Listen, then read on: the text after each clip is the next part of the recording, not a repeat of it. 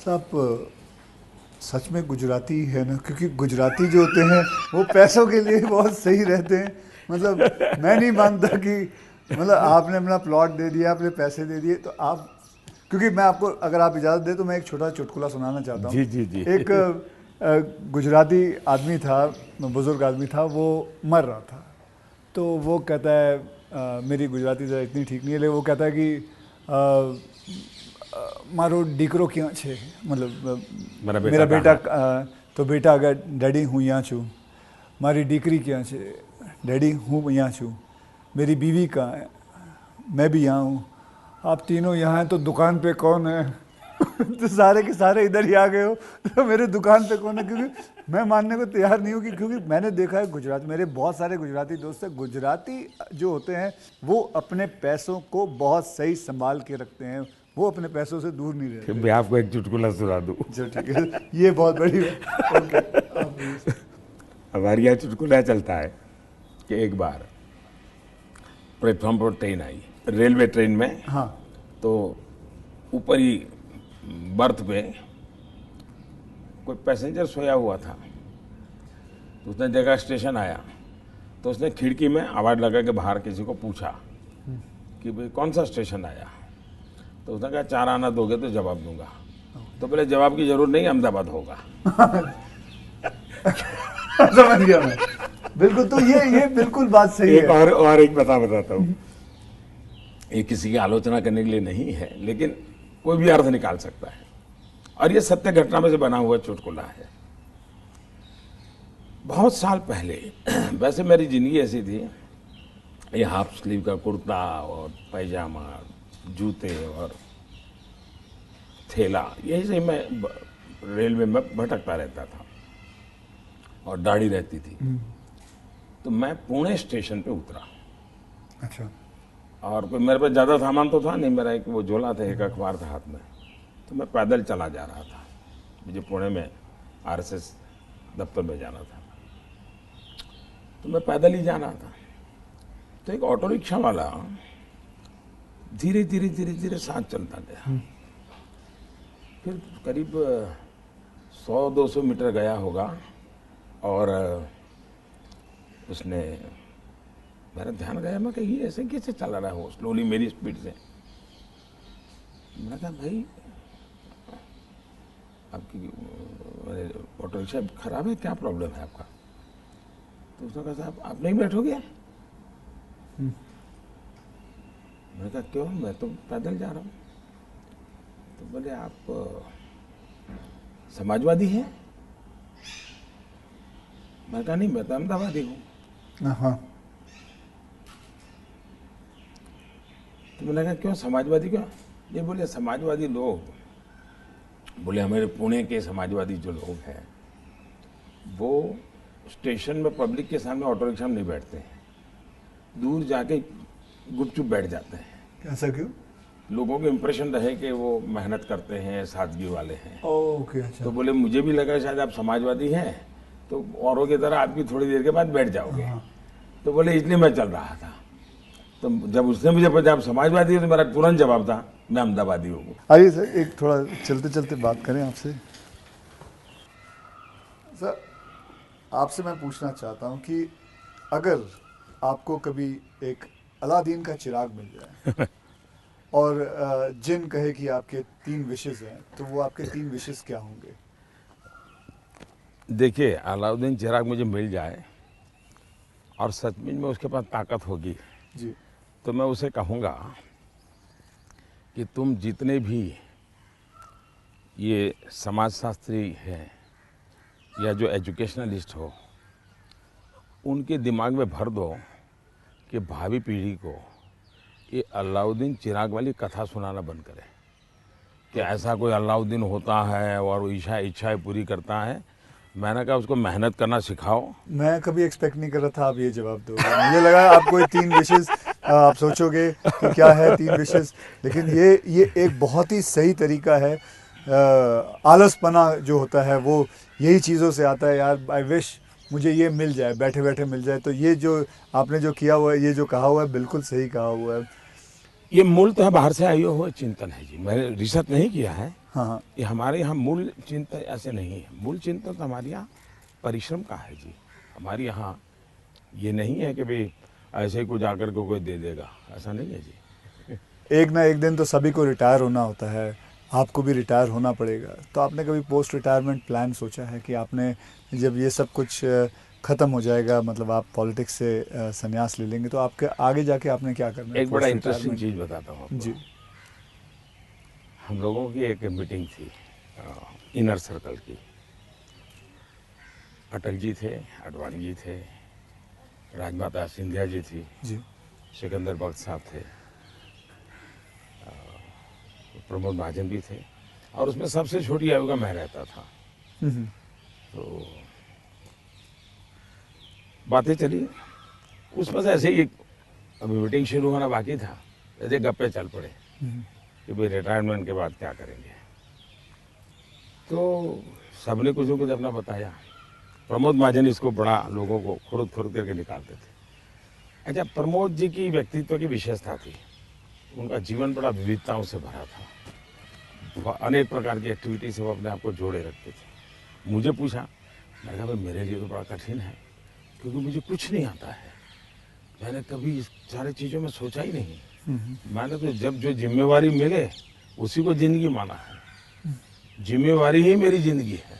अच्छा। और इसलिए मुझे कल्पना ही नहीं होती है कि मेरे इसमें समय बिताने के लिए कुछ करना पड़ेगा, मुझे अपने आप को एंगेज रखने के लिए कुछ करना पड़ेगा। और इसलिए मैं कभी नहीं मेरे मन में विचार आया और न ही मैं सोचता हूँ। और मुझे पक्का लगता है शरीर का कण कण और जीवन का पल पल किसी न किसी मिशन में ही खपाऊंगा। ये आपने सोचा हुआ है? ये शायद सोचना नहीं है जी, मेरे पास इसके सिवाय कुछ मुझे पर कौशल्य ही नहीं है। मैं जिस हिसाब से आप बताते हो कि मुझे लगता है आप ज़िंदगी में, मतलब जब सीएम से यहाँ जब पीएम बने थे, तो मैं ये जानना चाहूँगा कि सबसे वैल्यूबल चीज़ आप क्या लेके आए थे यहाँ, इस घर के अंदर सबसे वैल्यूबल चीज़ आपकी क्या रही थी? अगर मैं, वैसे ये पूरी बातचीत आपने पहले ही मुझे कहा कि भाई मैं तो कोई राजनीति की चर्चा करना नहीं चाहता, नहीं। लेकिन कुछ मात्रा में मैं ये कह सकता हूँ कि प्रधानमंत्री बनते समय शायद और प्रधानमंत्रियों को ये बेनिफिट नहीं मिला है जो मुझे मिला है। देश में इतने प्रधानमंत्री हो गए जी।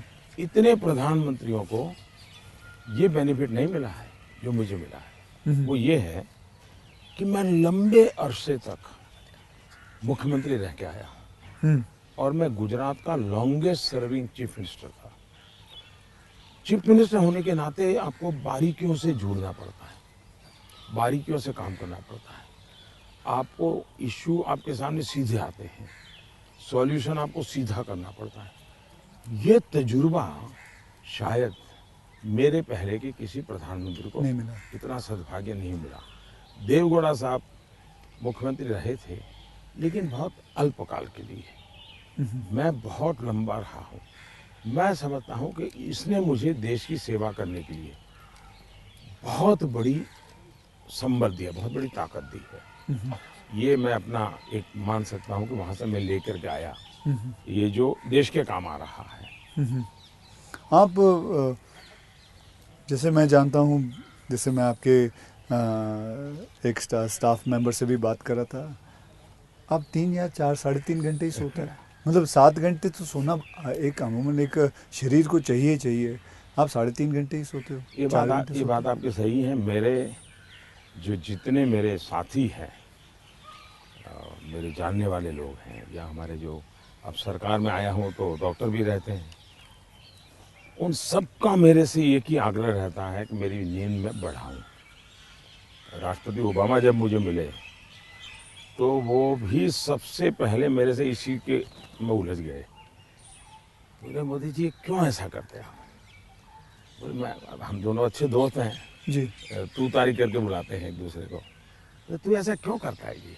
तुझे आज पता नहीं है, ये तेरा नशा है काम का, तुम करते रहोगे, लेकिन तुम अपना नुकसान कर रहे हो।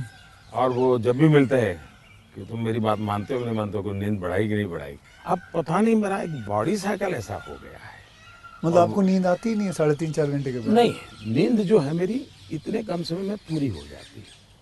स्ट्रेस की वजह से तो आप उठ नहीं जाते हो कि अब मुझे काम नहीं करना नहीं है? नहीं नहीं नहीं नहीं, मैं इतना इतना नॉर्मली देखा है आपने कि कोई भी व्यक्ति उठता है तो हाथ पैर इधर उधर करता है, आंखें ऐसे ऐसे करता है। मेरा कुछ नहीं, आंख खुलती है, फ्रिक्शन ऑफ सेकंड मेरा पैर जमीन पे होता है, मैं उठ जाता हूँ उससे। हाँ, उठता मैंने बिस्तर पे उठता वैसा नहीं, बिस्तर से भी बाहर होता बाहर हो हूँ मैं। जाता है। अब ये हो सकता है वो मेरी जो 18-22 साल के कालखंड में जिस जिंदगी को मैं जी रहा था जी। उसमें से शायद ये डेवलप हुआ है। अब वो मेरे शरीर का वो हिस्सा बन गया है। तो अच्छा।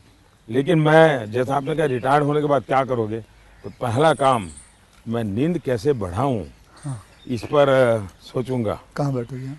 आ जाओ। आज आपके सारे कागज पड़े हैं अच्छा, शायद। कोई बात नहीं, आ जाओ। तो आपको कभी, मैं ये जानना चाहूँगा, वैसे कई लोग जानना चाहेंगे कि नरेंद्र मोदी जी को जब जुकाम लगता है तो वो क्या लेते हैं? आप हैरान होंगे, मैं बहुत ही, फिर वही कहूँगा, मैं ऐसी कठिन जिंदगी जी करके आया हूँ। तो डॉक्टर क्या होता है, ये महंगी दवाइयाँ क्या होती हैं, सोफिस्टिकेटेड क्या होता है, वो सब आप आयुर्वेदिक पे बहुत विश्वास करते मैं हैं? बताता हूँ। आयुर्वेद के बजाय कैसी जिंदगी है। अब आप जब पहाड़ चढ़ते हैं तो पैर तो दर्द करते ही हैं, कितनी आदि हो, लेकिन ऊंचाइयों पर जाते हो तो अब जो अकेला इंसान है वो क्या करेगा। मालिश वालिश वाले को तो कुछ नहीं कर रहा, ऐसे बोला वैसे किसी तो को होते नहीं है, क्या फिजियोथेरेपी नहीं करा सकता, हाँ। मसाज नहीं करवा सकता? अब मैं क्या करता था जी, मेरे कंधे पे हमेशा एक ये जो असम का गमछा होता है ना, हाँ। ये गमछा मेरे पास रहता था ऐसा। तो मैं जैसे उसको ऐसे पैर पे बांध देता था पूरा, और बीच में एक छोटी लकड़ी तोड़ करके पैर से लगा देता था। फिर इसको मैं कर्व करता था अच्छा। तो प्रेशर आता था। ऐसा पूरे बॉडी को मैं अपना मसाज खुद ऐसा तरीका रखता था मैं। तो ऐसी चीज़ें मैं इवॉल्व करता था अपने लिए। मैं बहुत साल पहले कैलाश यात्रा पे गया था पैदल। टोटल यात्रा करीब 1000 किलोमीटर का था, पैदल गया। कुछ और भी लोग थे, बड़े धनी लोग भी वहाँ कभी कभी यात्रा में आते थे। अब बहुत बड़े बड़े महंगे वो चमड़ी बचाने के लिए सब लेकर के आए हुए थे।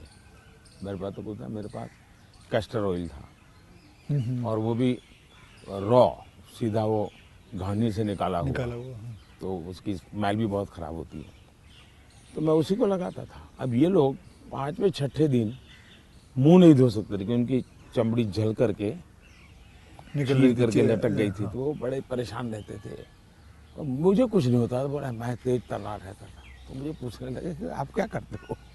मैंने कहा कुछ नहीं भाई, कैस्टर ऑयल लगाता हूँ मैं। तो रात को हम जब पहाड़ चढ़ करके रात्रि मुकाम होता था, ये मेरे पास आ जाते थे। हर को एक एक बूंद कैस्टर ऑयल मेरे से ले जाता था। जुकाम होता है तो मैं गर्म पानी पूरा समय पीता हूँ। गर्म पानी? गर्म पानी, उसमें कुछ शहद या कुछ नहीं, कुछ सिंपल गर्म पानी। दूसरा, हो सके तो फास्टिंग करता हूँ।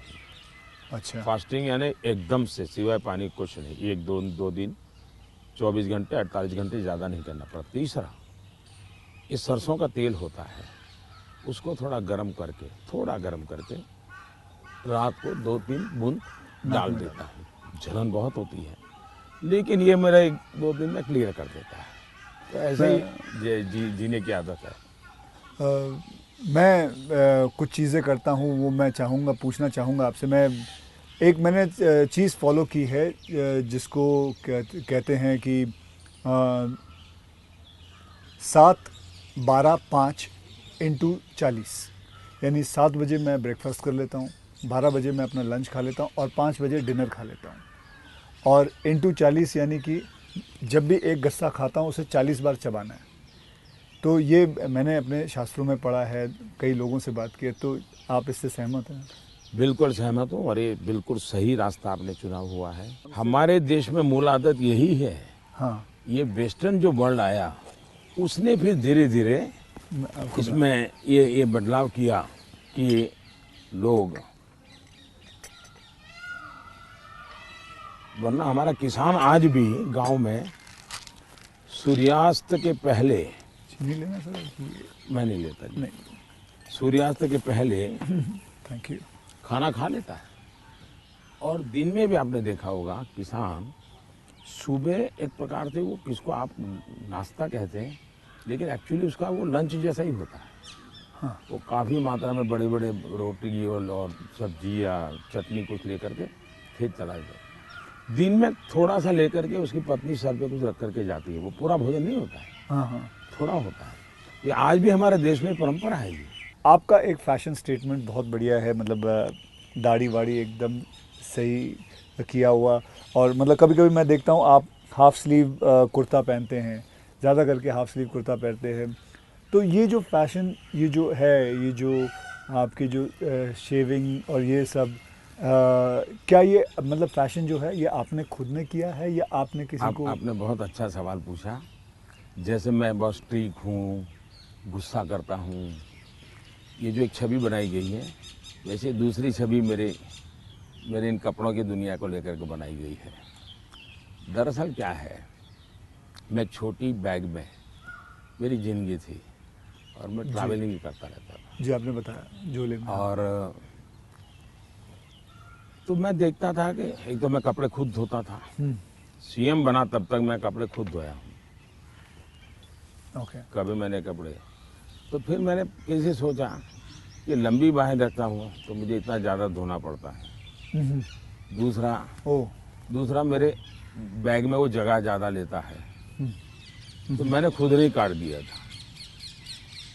अच्छा, वो जगह ज़्यादा लेता है इसलिए आपने इसको मैंने काट दिया था। ओके। अब वो बात वो फैशन बढ़ गया जी। ये बात सही है कि मैं ढंग से रहना, ये मेरी प्रकृति थी। शायद एक कारण ये भी था कि गरीबी के कारण कभी कभी इन्फीरियरिटी फील होती थी लोगों के बीच में। तो उसको ओवरकम करने के लिए शायद साइकोलॉजी पढ़ी होगी बचपन में, ऐसा मुझे लगता है। तो मैं क्या करता था, अब हमारे घर में वो प्रेस करने के लिए तो कुछ था नहीं, तो मैं ये बर्तन का जो लोटा रहता है उसमें कोयला भर देता था, गर्म कोयला, और उसी से कपड़ों को प्रेस करता था और पहन के जाता था। लेकिन जूते नहीं थे। तो मेरे एक मामा एक दिन आए घर पे, तो पता नहीं उनका मन कर गया तो उन्होंने मेरे लिए जूते ला दिए। तो एक कैनवास के सफ़ेद जूते हैं ना जी, हाँ, छोटे से, शायद उस समय तो 8-10 रुपये मिलते होंगे, वो ले आए। तो मैंने देखा थोड़े दिन में तो वो गंदे होना शुरू हो गए। तो मैं क्या करता था, क्लासरूम में सब बच्चे चले जाते थे, मैं रुका रहता था, और टीचर जो ब्लैक बोर्ड पे लिखता है ना, तो बाद में जो छोटा चॉपस्टिक का टुकड़ा रह जाता है वो ऐसे ही फेंक देता है। हाँ हाँ हाँ हाँ हाँ। तो मैं उसको इकट्ठा करता था, वो चॉपस्टिक के टुकड़े वो ले आता था, और हर दिन सुबह चॉपस्टिक जूतों पे लगा देता था।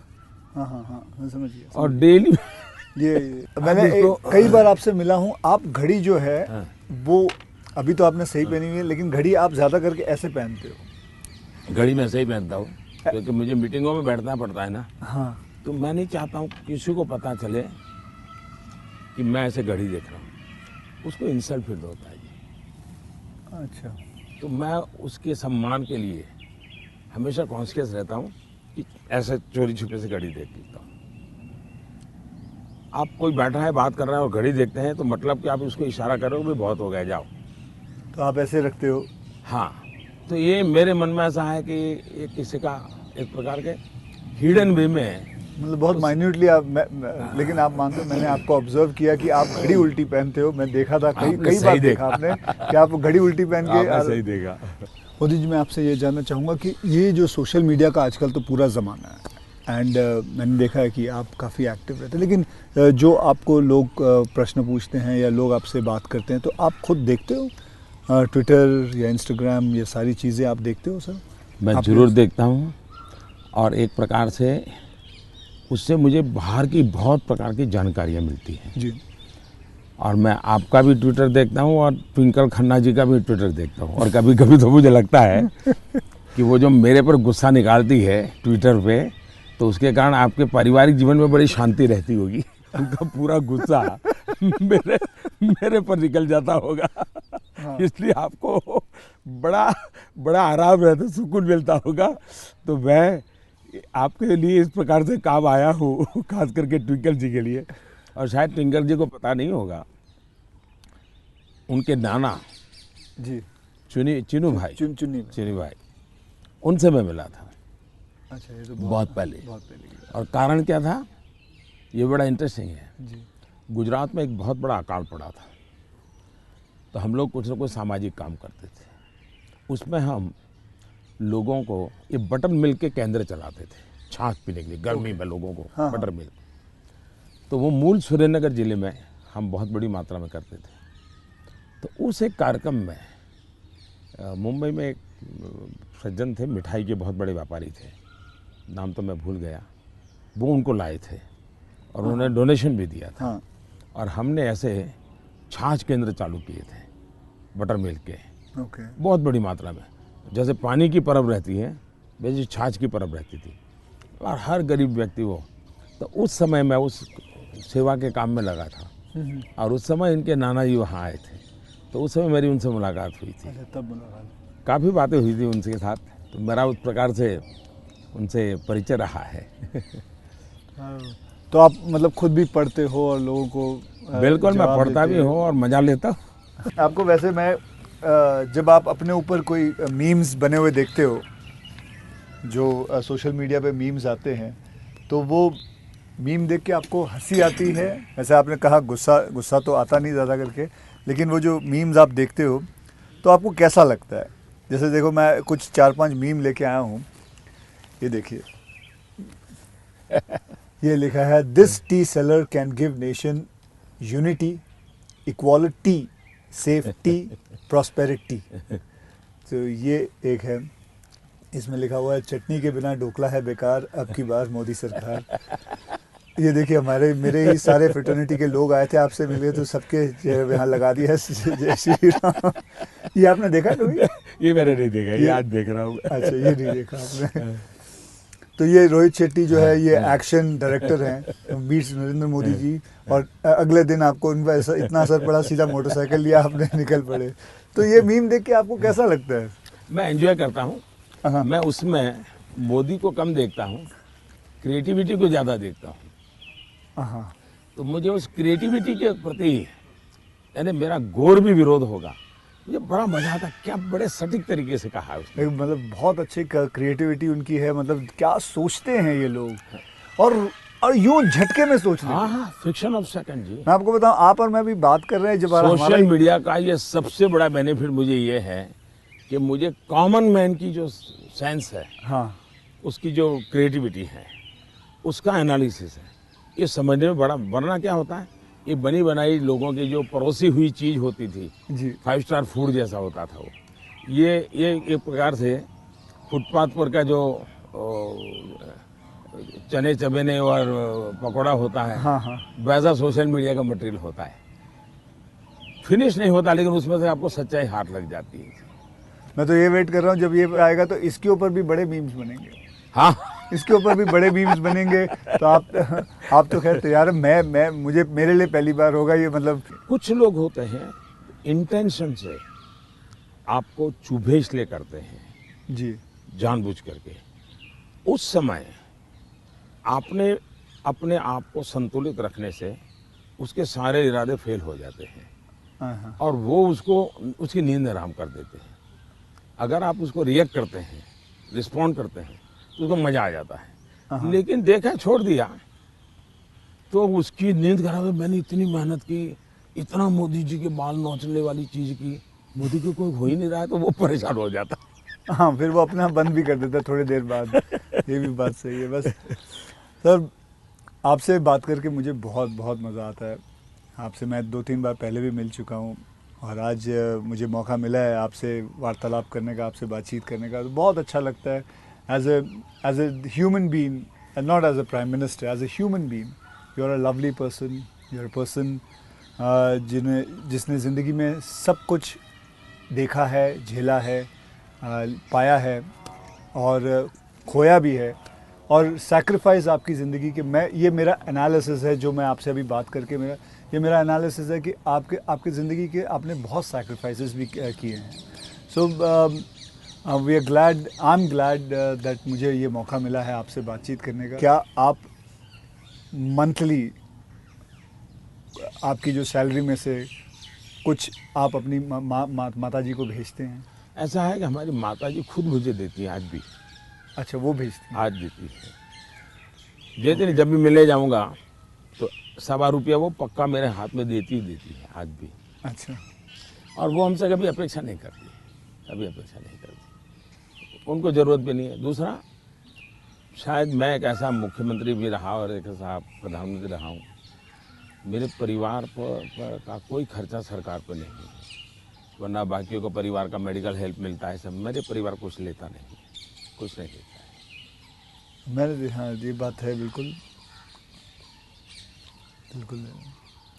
तो ये एक प्रकार से, लेकिन इसका मतलब ये नहीं कि कोई माँ के प्रति लगाव नहीं है, ऐसा नहीं है, लेकिन जीवन ही ऐसा बन गया है कि मैंने अपने आप परिवार, पूरा देश को अपना परिवार बना लिया है, इसी में लगा रहता हूँ, यही काम करता रहता हूँ. मोदी जी, मैं ये जानना चाहूँगा कि आपको मतलब बचपन में ऐसा कौन सा खेल था जो आप खेलते थे? मैं बचपन में संघ की शाखाओं में जाता था. अच्छा. संघ की शाखाओं में बड़े अच्छे वैज्ञानिक खेल होते हैं. अच्छा. बड़े वैज्ञानिक, जिसमें टीम स्पिरिट आए, जिसमें जैसे एक खेल होता है, ये सब सर्कल में बैठते हैं, फिर जो ये हमारा लीडर होता है वो पूछता है कि आपकी राइट साइड पे जो बैठा है उसकी एक क्वालिटी बताओ. ओके. अब है तो खेल, लेकिन आपको उसके कारण कॉन्शियसनेस आता है कि हाँ भाई दूसरे के गुणों को देखना चाहिए. अब खेलते खेलते ही डेवलपमेंट होता है इंसान का, और इसलिए मुझे बचपन में संघ की शाखाओं में खेलों के द्वारा टीम स्पिरिट क्या होती है, रिस्पॉन्सिबिलिटी शेयर करना क्या होता है, ये खेल है संघ में, बहुत बढ़िया खेल है. वो परंपरागत खेल है, कोई संघ वालों ने ढूंढे ऐसा मैं नहीं कह रहा हूँ, ये बहुत बहुत काम आते हैं. दूसरा, मैं योगा से ज़्यादा जुड़ गया, फिजिकल एक्टिविटी के रूप में कहे तो, लेकिन मैं इंडिविजुअल खेल के बजाय ग्रुप वाले खेल को हमेशा पसंद करता रहा, क्योंकि वो एक प्रकार से आपके व्यक्तित्व को अलग से डेवलप करते हैं. जो इंडिविजुअल खेल होता है वो आपको एक अलग प्रकार का डेवलपमेंट करता है. वो गलत करता है ऐसा मैं नहीं कह रहा हूँ, लेकिन अलग प्रकार का करता है. टीम के अंदर खेलने से अलग प्रकार का होता है, आपको एडजस्ट करना पड़ता है, आपको साथ चलना पड़ता है, आपको किसी की लीडरशिप करनी होती है, आपको सबॉर्डिनेट को संभालना होता है. तो ज़िंदगी जीने के लिए ग्रुप वाले गेम्स खेलने चाहिए. ओके. इंडिविजुअल कितना ही हम बढ़े चल जाएं, लेकिन ग्रुप वाले खेल जरूर खेलना चाहिए, ये मेरा मत रहता है. मुझे, आपने कभी गुल्ली डंडा खेला है? बिल्कुल खेलता था गुल्ली गाँव डंडा में. खेलते? हाँ, हमारे यहाँ गांव में खेलते थे. फिर कंचे खेलते थे? हाँ, लेकिन ज़्यादातर मैं तैरने के लिए चला जाता था, मुझे पानी पसंद था. अच्छा. तो तैरने के लिए चला जाता था. दो कारण थे, एक तो मेरे परिवार के सारे कपड़े मैं धोता था, परिवार के सभी सदस्यों के. अच्छा. तो तालाब में ही पानी था, तो हम तालाब में चले जाते थे, तो उसके कारण स्वाभाविक मेरा स्विमिंग सीख गया, तो मैं बहुत घंटों तक स्विमिंग कर लेता था. हाँ. तो मेरे शरीर के जो अगर मूलभूत कहें कि डेवलपमेंट, बॉडी डेवलपमेंट जिसको कहें, वो शायद स्विमिंग से हुआ है. वो गांव वाला स्विमिंग जो जी जी, समझ गया. अपने गांव में तालाबों में, नहर हो गई, तालाब हो गया वहाँ हाँ, की. उसी में. मुझे अभी याद है आपका, मैंने एक यूनाइटेड नेशन में एक पहली जो स्पीच देखी थी आपकी, आई थिंक 2014 में दी थी. मैं प्रधानमंत्री बना और सितंबर में गया था. सितंबर में गए थे. तो आपने जब आपने इतने सारे स्पीचेस दिए हैं हिंदुस्तान में, तो वो आपका पहला स्पीच था जो वर्ल्ड वाइड, पूरी दुनिया. तो वर यू नर्वस? क्या मेरे प्रधानमंत्री नरेंद्र मोदी जी नर्वस थे उस दिन? मेरा प्रॉब्लम ओवर कॉन्फिडेंस का है. अच्छा, उल्टा था? उल्टा था. और हुआ क्या कि मैंने मन में सोचा था कि ये मेरा फ्रेमवर्क रहेगा बोलने का. जब जहाज़ में यहाँ से जा रहा था, हमारे अफसरों ने मुझे ब्रीफिंग भी किया था. जब मैं अमेरिका पहुँचा तो हमारी फॉरेन मिनिस्टर सुषमा जी उनकी मीटिंगें ज़्यादा होती थी तो उनको पहले जाना पड़ता है, तो पहले गई हुई थी। तो पहुंचने के बाद ही मेरा कोई दूसरे दिन कार्यक्रम था, तो मेरा नेचर है, मैं होटल से उतरता हूं तो पहले मीटिंग ही कर लेता हूं। तो ब्रीफिंग के लिए सब बैठे थे, तो सुषमा जी ने पूछा कि साहब आपका भाषण वगैरह, मैंने कहा कर लेंगे क्या है। तो वो अड़ गई। उन्होंने बड़ा आग्रह नहीं कि बोले साहब ऐसा नहीं चल सकता। अच्छा, अफसर लोग बोल नहीं पाते थे मुझसे, किसी ने मुझे कहा भी नहीं था। बोले यहाँ एक्सटेम्पो भाषण नहीं करना चाहिए, बोले लिखित स्पीच होना चाहिए। मैंने कहा भाई मैं तो न किसी को लिखने के लिए कहा है, न मैंने लिखा है, मैं तो हर जगह वैसे ही करता हूँ। खैर काफ़ी दिन हमारी आधा घंटा तक बहस होती रही, लेकिन उन्होंने बिल्कुल पकड़ कर रखा, नहीं साहब इसमें आपकी नहीं चलेगी, आपको मानना पड़ेगा। तो मैंने कहा क्या करेंगे ये। तो मैंने कहा मैं अपना बता देता हूँ मुझे क्या बोलना है। तो मैंने वहीं पर उस दिन मैंने कहा इसके आधार पर आप बना दीजिए। फिर वो स्पीच तैयार हुई। अब मुझे स्पीच प्रॉब्लम नहीं था, पढ़ना ही प्रॉब्लम था। मतलब पढ़ना यानी पढ़ कर के बोलना, वो मैंने कभी आपको देखा मुझे नहीं। बहुत दिक्कत होती है जी, बहुत दिक्कत होती है। मेरा थॉट प्रोसेस इतना तेज चलता है। तो मेरा वो पहला भाषण जो है, हाँ, वो पढ़ कर के मैं किया हुआ हूँ, यानी एक्चुअली पढ़ रहा हूँ मैं। आपने देखा होगा मेरे हाथ में कागज है। तो ये अच्छा, सबसे पहले मुझे नेपाल प्रधानमंत्री बनने के बाद तो वहाँ भी मैं एक्सटेम्पो बोल दिया था, और वो भाषण आज भी मशहूर है जी। आज भी मशहूर है भाषण। नेपाल में पहला भाषण था। तो एक्सटेम्पो वाला भाषण आपका हमेशा मैंने कभी वैसे देखा नहीं तो आपको मेरे लिए फिर वो ये इस प्रकार की जो मीटिंगें होती हैं उसमें ये बहुत आवश्यक हो गया। बाद में मुझे भी ध्यान में आया कि भाई ये देश का मसला होता है, कोई इधर उधर शब्द न चला जाए। तो फिर खैर मुझे उस डिसिप्लिन को फॉलो करना चाहिए। लेकिन मेरे पहले भाषण का मेरा अनुभव ये है। ठीक है, ये अच्छा। फिल्में देखते हैं? अभी नहीं देख पाता हूँ। लास्ट फिल्म कौन सी देखी? लेकिन मेरे गांव में एक थिएटर था जी। और मेरा एक दोस्त था दशरथ करके, उसके पिताजी थिएटर के बाद सिंह चना बेचते थे। अच्छा। और हम गांव वाले उनको लक्ष्मण भाई थिएटर वाला बोलते थे। वो बेचते थे तो चना से, तो उनसे हमारा परिचय था। तो हम वहाँ जाके बैठते थे, और अगर थिएटर में दर्शक कम है और जगह बची है तो फिर वो थिएटर के बाहर ही बैठते थे। तो मालिक को कह देते कि जरा इन बच्चों को बिठा दो ना। तो फिर वो मुफ्त में हमको थिएटर में जाने का मौका मिल जाता था। वो लक्ष्मण भाई जो सिंह चना बेचते थे उनके कारण। तो मैं और हमारा वो दोस्त है दशरथ, तो हम दोनों जाके बैठ के मूवी देखते थे। तो बचपन में मूवी देखने का यही एक हमारा तरीका था। बाद में तो ज़िंदगी ऐसी बन गई तो कोई मौका नहीं मिलता। लेकिन शायद एक अमिताभ बच्चन जी आए थे जब मैं सीएम था। अच्छा। तो उनका बड़ा आग्रह था एक पा फिल्म शायद, जी बिल्कुल, तो देखने के लिए उनके साथ में चला गया था। एक बार अनुपम जी खैर आए थे, उन्होंने टेररिज्म को लेकर के एक फिल्म बनाई थी। सीएम था मैं, टेररिज्म को लेकर के एक फिल्म बनाई थी, वेडनेसडे शायद। हाँ, वेडनेसडे। हाँ, तो वो मैं उनके साथ देखने चला गया था। तो ऐसा कुछ हुआ है, लेकिन वो भी ज़्यादा लेकिन पीएम बन के बिल्कुल नहीं, अब तो आपके वक्त भी नहीं मिलता। बिल्कुल नहीं कर पाया। अब आपने बिल्कुल नहीं कर पाया। क्या मैंने एक फिल्म बनाई थी, आपको मैंने हल्का सा कुछ बताया भी था पहले कि टॉयलेट एक प्रेम कथा पे फिल्म बनाई थी। और मैं खुद देख नहीं पाया, लेकिन मैंने लोगों को बहुत कहा हाँ वो कि देखो भाई सामाजिक जीवन पर कैसे फिल्में चल सकती है और बन सकती हैं। हाँ, वो कमर्शियल हिसाब से मैंने पूरे बनाए थे, बल्कि गाने वाने वगैरह ये माँ पिता सब कुछ उसमें रखा हुआ था। और नहीं, मैसेजिंग, सोशल मैसेजिंग था, वो अच्छा था। हाँ, तो लेकिन खैर वो तो मैंने रियल लाइफ में किया था। लेकिन आपने रियल लाइफ में करीबन 9 करोड़ से भी ज़्यादा टॉयलेट्स बनाए हैं। तो ये तो मतलब ऐसा कैसा हो गया जैसे कि आपने जैसे ही आप प्राइम मिनिस्टर बने तो सबसे पहले आपने स्वच्छता के ऊपर बात की, टॉयलेट्स के ऊपर बात की। तो आपको वो डर नहीं लगा कि आप पहली बार मतलब आप प्राइम मिनिस्टर बन रहे हैं और सबसे पहला मतलब द फर्स्ट फ्यू मुद्दा इसी पे रखा हुआ है, स्वच्छता पे रखा हुआ है? स्वच्छता आपके लिए बहुत मायने रखती है।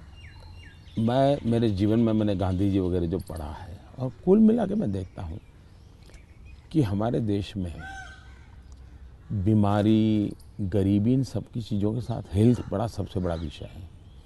लेकिन प्रिवेंटिव हेल्थ के लिए दो चीज़ें मैं देखता हूँ, एक स्वच्छता और एक फिटनेस। आप अपने शरीर को फिट रखिए, बनाइए, तो बाकी आर्थिक रूप से बोझ बनता नहीं है ज़िंदगी, उस प्रकार से जिए। पर्सनल हाइजीन में तो हमारे यहाँ शास्त्रों के कारण, संस्कारों के कारण, घर में आओ तो पैर धो करके आओ, हाथ धो, मंदिर में जाते हो तो नहा करके जाओ, सब बहुत सिखाया जाता है। सोशल हाइजीन के प्रति हम उदासीन रहे हैं। और भारत जैसा देश दुनिया में, अगर इतना बड़ा दुनिया को देने के लिए टूरिज्म डेवलप नहीं हो रहा है, एक कारण है गंदगी जी। वैसे भी किसी भी समाज के लिए शोभा नहीं देता है। तो मेरे मन में एक बड़ी चीड़ है और मैंने सोचा इसको एक जन आंदोलन बना देना चाहिए। और देश को गर्व होना चाहिए, हम लोगों को गर्व होना चाहिए कि हमारे देशवासियों ने इस कार्यक्रम को अपना बना लिया। और ये 9 करोड़ टॉयलेट बन जाना, 2014 के पहले 38% रूरल सैनिटेशन था, 98% हो जी गया। जी बिल्कुल। मतलब देश तैयार था और मुझे खुशी है कि देश ने किया है। मैं तो कौन होता हूँ करने वाला जी, देश ने चीज़ को उठा ली। आप एज अ प्राइम मिनिस्टर, आप कभी चिल एकदम आराम करते हैं? मतलब कुछ आराम से बैठ के यूं बैठे हैं गार्डन में, सोच रहे हैं, बस ऐसे ही कुछ नहीं, चिल आउट के लिए क्या करते हैं? मेरी एक आदत है, मुझे अब कर नहीं पाता हूँ लेकिन मेरा बड़ा स्वभाव रहा है। एक तो मुझे सुबह 5 बजे चाय पीने की आदत है, बिना शक्कर? चीनी में लेता मैंने नहीं, देखा हाँ आपने चीनी शक्कर। लेता नहीं हूँ। अच्छा, नहीं लेते? मुझे कोई प्रॉब्लम नहीं है लेकिन आदत नहीं लेता हूँ। दूसरा, मुझे शाम को 6 बजे, दिन में किसी के साथ कटसी के लिए बैठ गया, थोड़ा ले लिया 2 घूंट, तो अलग बात है, चाय की आदत नहीं है। लेकिन शाम को 6 बजे मुझे चाय की आदत है, ऐसा लगता है मेरी बॉडी रिक्वायर कर रही है। लेकिन वो मुझे तब मज़ा आता है, मैं छत के नीचे नहीं हूँ, सीधा आसमान से मेरा संपर्क होना चाहिए, खुले में बैठा हूँ, अकेला बैठा हूँ और वहाँ आराम से चाय पीता हूँ। ये मुझे बहुत पसंद आता है। और वो जगह कौन सी है यहाँ? यहाँ भी मैं कर लेता हूँ और मेरे ऑफिस के उसमें भी कर लेता हूँ। अच्छा। लेकिन जो साउथ ब्लॉक का ऑफिस है वहाँ संभव नहीं है, ओके। वहाँ तो एकदम से वो बंद कमरा है। लेकिन ये मेरी पसंद की जगह काम है। दूसरा, एक चीज़ मैंने बहुत की थी और जो, जैसा आपने कहा रिटायरमेंट के बाद क्या करोगे, तो उस काम को ज़्यादा करूँगा। पहले मैं रेगुलर करता था, मैं कभी दिवाली नहीं मनाता था जी। अच्छा, नहीं? मैं दिवाली में 4-5 दिन कहीं चला जाता था और 5 दिन के लिए मेरी जो रिक्वायरमेंट रहती थी, पानी वगैरह, वो साथ ले लेता था और वो भी मैं उठा के ले जाकर उतना ही। और मैं पहले रिसर्च करके रखता था, कहीं जंगलों में कोई जहाँ इंसान ना हो लेकिन पीने के लिए शुद्ध पानी अवेलेबल हो, ऐसी जगह ढूंढता था और वहाँ जाके मैं रहता था। कभी पेड़ के नीचे, क्या कोई खंडहर कोई मिल गया तो उसमें पड़ा रहता था। अच्छा, उस समय में तो टीवी वगैरह तो थे ही नहीं, रेडियो भी मैं साथ नहीं रखता था, ना अखबार, ना कुछ नहीं, कागज़ पेन भी नहीं, किताब भी नहीं, कुछ नहीं। कुछ नहीं। अच्छा। और 5 दिन मैं ऐसे ही अकेला रहता था, प्रकृति को देखना। एक प्रकार से मेरा वो कार्यक्रम का नाम था, मैं मुझसे मिलने जाता हूँ। ओके। मैं मुझसे मिलने जाता हूँ, ऐसा ही मेरा, वो मेरी ज़िंदगी में बहुत बड़ी ताकत देने वाली चीज़ है। तो अभी कई वर्षों तक अब नहीं कर पाता हूँ, अब तो क्या SPG वगैरह ऐसा कवर हो गया है, ज़िंदगी अलग हो जाती है। लेकिन बहुत सालों तक मैंने नहीं किया है और मैं उससे बहुत ताकत पाता था और जो विचार आए आने देता था। किसी विचार को टिकना है तो टिकना, कुछ लिखता भी नहीं था, ऐसे ही रहता था। तो यही मेरा एक तरीका रहता था। आपके और मेरे में कॉमन यही है कि आप चाय बेचते थे और मैं जी वेटर था। दोनों के, आप और मेरे में ये भी है कि हम दोनों के कोई गॉडफादर नहीं थे, हम अपनी ज़िंदगी अपने टर्म्स और कंडीशंस पे बनाई है बस। तो ये रहा है बस। जब मैं चाय बेचता था बहुत कुछ सीखने को मिला मुझे, बहुत लोगों से मिलने का मौका मिलता था, हर एक के स्वभाव को समझता था, बिना कारण जो चाय पीने वाला है गुस्सा करता था, डांट देता था। तो इन चीज़ों को सीखने में बहुत काम आया। लेकिन एक चीज़ मैंने बहुत मज़ेदार है मेरी ज़िंदगी की, मैं जब लोगों से हिंदी में बात करता हूँ तो बहुत सरप्राइज करते। मुझे हमारे सिकंदर बख्श साहब थे, बीजेपी के लीडर, जी। वो मुझे हमेशा कह रहे हैं, यार मोदी तू इतनी बढ़िया हिंदी कैसे बोल लेता है, तू तो बोले गुज्जू है। ये तेरा मुरारजी, वो दोस्ताना है तो बहुत बढ़िया आयु के थे, बोले तेरा मुरारजी इतने साल तक यहाँ रहा लेकिन उसको हिंदी बोलना नहीं आता है, ऐसा मुझे। तो उसका कारण ये था कि मैं चाय बेचता था तो मेरे गांव में ये जो ट्रेनें तो बहुत कम आती थी, लेकिन ये जो मालगाड़ी होती है, जो माल ढोती है, वो ज़्यादा आती थी। और मुंबई में जो भैंसों का तबेले रहते हैं, उसके जो दूध बेचने वाले लोग हैं, वो क्या करते हैं, दूध जब भैंस देती है तब तक मुंबई में रखते हैं, बाद में वो गांव में आके छोड़ देते हैं। वो भैंसों को लाना ले जाना एक बड़ा कारोबार चलता था। तो वो आते थे और वो बेचारे घास वास उसी में भरते थे, उसी में रहते थे और भैंसों को ले जाते थे। एक व्यक्ति आएगा तो 3-4 दिन रहना पड़ता था। हम उनको चाय चाहिए, हम चाय देते थे। उनसे बातें करते करते मैं हिंदी सीख गया। अच्छा, फिर वो क्या करते थे, अपना म्यूजिक की कुछ चीज़ें ले आते थे, तो शाम को वो चौपाइयाँ वोपाइयाँ अपना भजन कीर्तन करते रहते, तो मैं कभी जाके बैठ जाता था। तो मुझे उसके कारण नॉर्थ के कल्चर से परिचय आया। ओके। तो एक प्रकार से चाय ने मुझे ये लैंग्वेज सिखा दी। तो आप ये जो सॉन्ग की बात आई, आप कभी कोई हिंदी गाना गुनगुनाते हो अकेले में? गुनगुनाना तो नहीं होता है, लेकिन मैं जब चाहता तो मेरे मन पे जो कुछ गीत है, ज्योति कलश छल के, या ये पवन वेग से उड़ने वाले घोड़े, ऐसे जो गीत थे बहुत पुराने, तो बहुत अच्छे लगते थे। आज के कोई गाने नहीं गुनगुनाते? आज तो पता ही नहीं मुझे, आज तो पता ही नहीं मुझे। मुझे आपसे बात करके चलिए, बहुत मज़ा आया। देश के लोगों के लिए काम आएगा कुछ बातें नई नहीं, ये बहुत सारी चीज़ें काम में आएंगी, इसमें बहुत सारी चीज़ें। लेकिन मुझे अच्छा ये लगा कि ये चुनावी आपाधापी तू तू मैं के बीच ये भी एक कुछ पल होता है। तो जो आप पूछते हैं ना कैसे रिलैक्स होते हो, ये भी तरीका है रिलैक्स होने का। बहुत रिलीफ रहेगा।